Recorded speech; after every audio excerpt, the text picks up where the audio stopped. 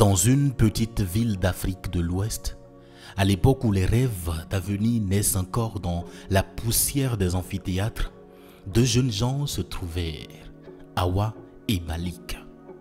Leurs chemins se croisaient à l'université, dans ce lieu vibrant de jeunesse et d'espoir où les destins se dessinent entre les cahiers et les palabres d'amis.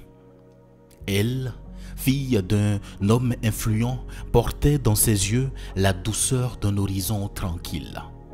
Lui, enfant d'une famille modeste, avançait avec la volonté silencieuse de ceux qui savent que la vie ne fera pas de cadeaux. Ils s'étaient rencontrés un matin de révision autour d'un café trop sucré et d'un sourire trop franc. Dès ce jour, quelque chose d'indicible les lia. Ils partageaient les repas du campus, les longues marches entre deux cours et ces promesses d'avenir que l'on fait sans savoir encore à quel point elles seront mises en œuvre. Leur amour grandissait dans la simplicité, sans artifice, sans témoin, juste deux cœurs qui apprenaient à battre au même rythme. Quand vint la fin des études, Hawa décrocha un poste dans une petite entreprise tandis que Malik, lui, cherchait sa voie enchaînant les petits boulots. Mais une certitude les unissait, ils ne se perdraient jamais. Leur amour né dans les couloirs de la jeunesse devait devenir un foyer, une alliance. Ils s'étaient promis que rien, ni le temps, ni les différences sociales ne viendraient troubler ce qu'ils avaient bâti.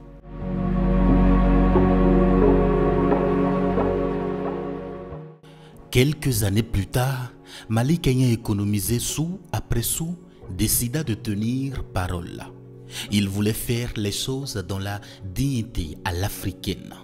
Demander officiellement la main d'Hawa devant les anciens, les familles, les témoins.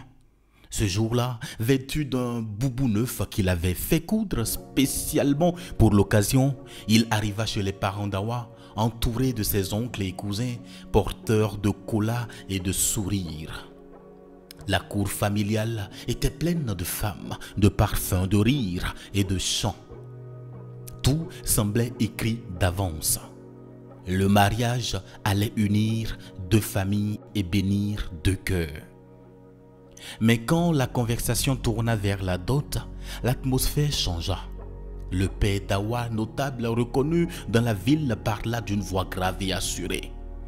Il énuméra sans trembler une liste interminable, des millions de francs, des voitures récentes, des bijoux en or, des tenues de prestige, des bœufs pour la cérémonie, et la liste était longue.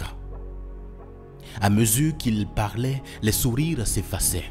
Malik, immobile, sentait la chaleur du jour lui monter au front. Cette somme dépassait de loin tout ce qu'il pouvait imaginer. Autour de lui, les murmures commencèrent. Les anciens hochaient la tête compatissants. Certains jeunes ricanaient discrètement. La mère d'Hawa resta silencieuse, mais son regard se troubla. Malik, lui, garda la tête haute. Il remercia poliment, salua la famille et quitta la cour avec le poids du monde sur ses épaules. Ce jour-là, il comprit que dans bien des traditions, l'amour se heurtait parfois à l'orgueil des hommes.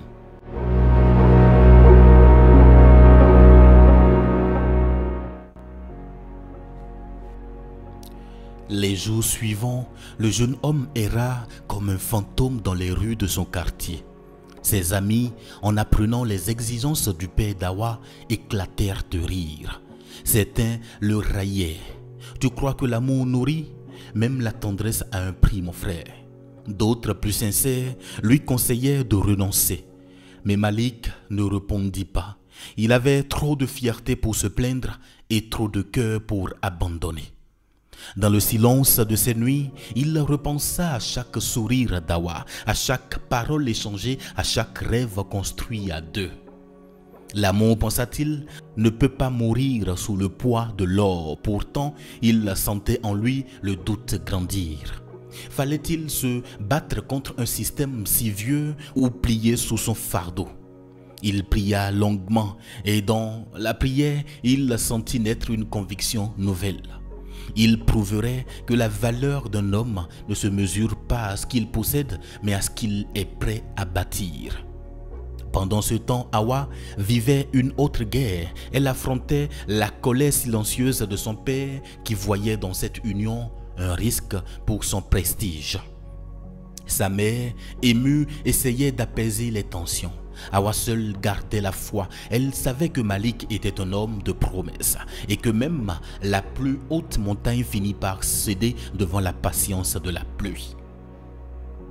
Malik prit alors une décision qui allait changer sa vie.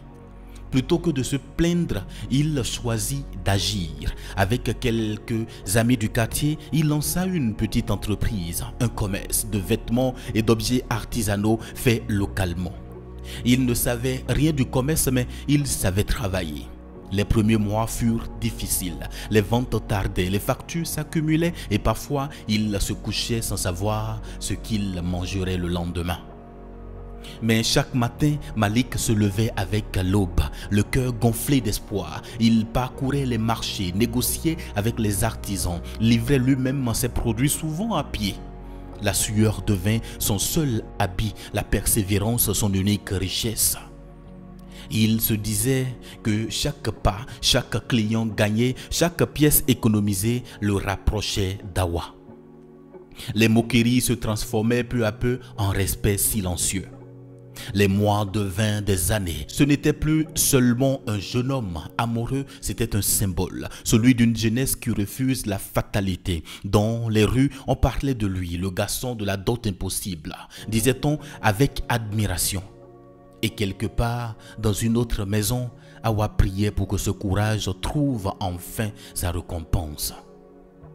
3 ans passaient. 3 longues années de travail acharné, de nuits blanches et de solitude. Malik avait vendu sa moto, puis son téléphone portable pour investir davantage. Il forma des jeunes, élargit son commerce. Son nom devint synonyme de fiabilité et d'effort.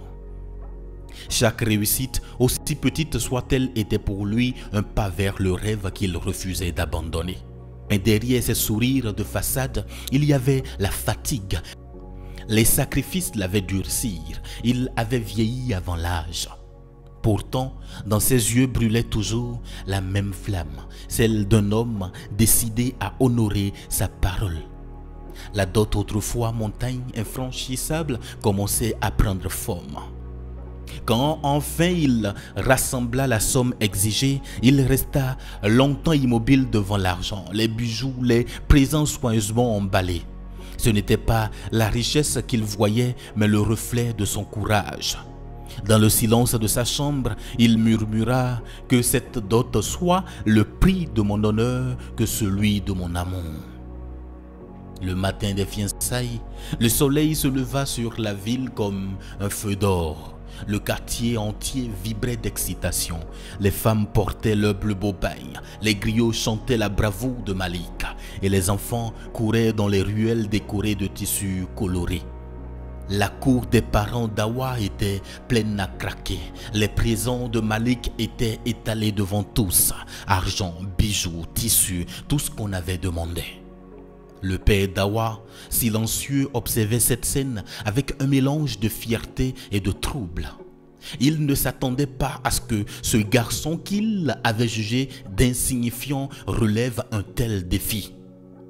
Les anciens, eux, ne tarissaient pas d'éloges. Ils voyaient en Malik la renaissance d'une vertu oubliée, celle de la persévérance et du respect. Les chants, les bénédictions et les rires emplissaient l'air. Mais Hawa, au milieu de la fête, gardait le cœur lourd. Elle regardait cette montagne de richesses posée à ses pieds et se demanda si l'amour avait vraiment besoin de tout cela pour exister. Son bonheur était là, oui, mais entaché d'un doute profond. Quelque chose devait être dit, quelque chose devait être changé.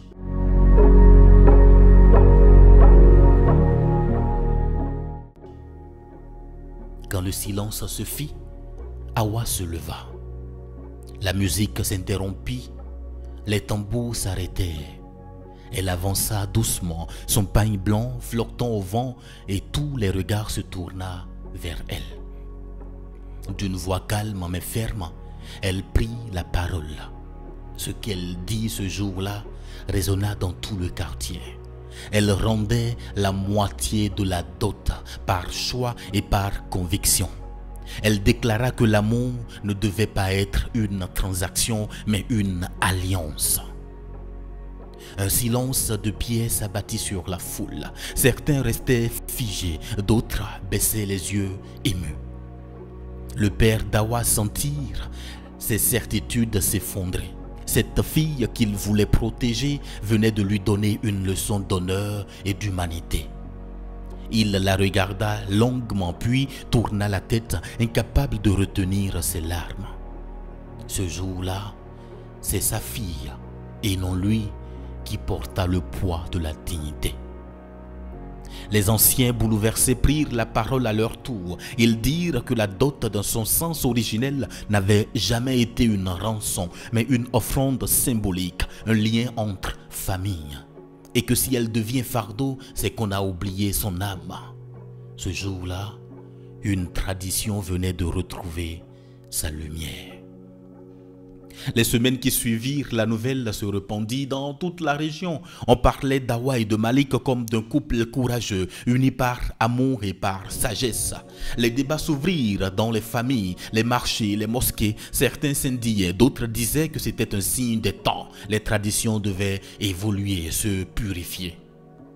Le père Dawa, quant à lui, changea profondément. Il alla trouver Malik le regard apaisé et lui dit simplement: « Tu n'as pas acheté ma fille, tu m'as enseigné la valeur d'un homme. » C'était la première fois qu'il lui parlait sans orgueil. À ce jour-là, le respect se fit mutuel.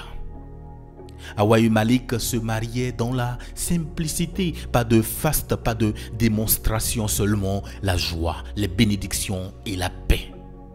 Leur union devint une célébration de l'essentiel, l'amour, le courage et la sincérité. Les années passaient et leur histoire devint un exemple. Leur foyer, modeste mais heureux, accueillait souvent les jeunes couples venus chercher conseil. Awa et Malik racontaient leur parcours, non pas pour se vanter, mais pour rappeler que la valeur d'une union se mesure à la patience, pas à la dépense. Leur amour résista au temps, à la fatigue, à la vie elle-même. Ils bâtirent ensemble, soutinrent leur famille. Ils virent leurs enfants grandir dans la dignité. Chaque fois qu'un mariage se préparait dans le voisinage, les anciens citaient leur nom. Rappelez-vous d'Awa et de Malik, car c'est dans le feu qu'on forge les unions les plus pures. Leur vie n'avait rien d'extraordinaire et pourtant, elle portait un éclat que nul or ne pouvait imiter, celui de deux cœurs unis par la vérité. Des années plus tard, quand les cheveux d'Awa blanchirent et que les mains de Malik tremblaient, ils aimaient encore se raconter leur propre histoire, comme pour s'assurer qu'elle était bien réelle. Le monde avait changé, les coutumes aussi. La dot se faisait plus simple, plus symbolique. Et dans chaque quartier, on disait, c'est depuis l'histoire d'Awa et de Malik que les choses ont commencé véritablement à bouger. Leur amour était devenu une légende vivante, un conte que les griots racontaient sous les arbres des villages. Les enfants écoutaient fascinés et les anciens souriaient en silence. Ce n'était plus seulement l'histoire d'un couple, mais celle d'un peuple qui avait compris que la vraie richesse n'est pas dans les coffres, mais dans le cœur. Et la morale, transmise comme un écho d'ancêtres, retentissait toujours de la même manière. L'amour véritable ne nie pas la tradition, il la purifie et la rend juste.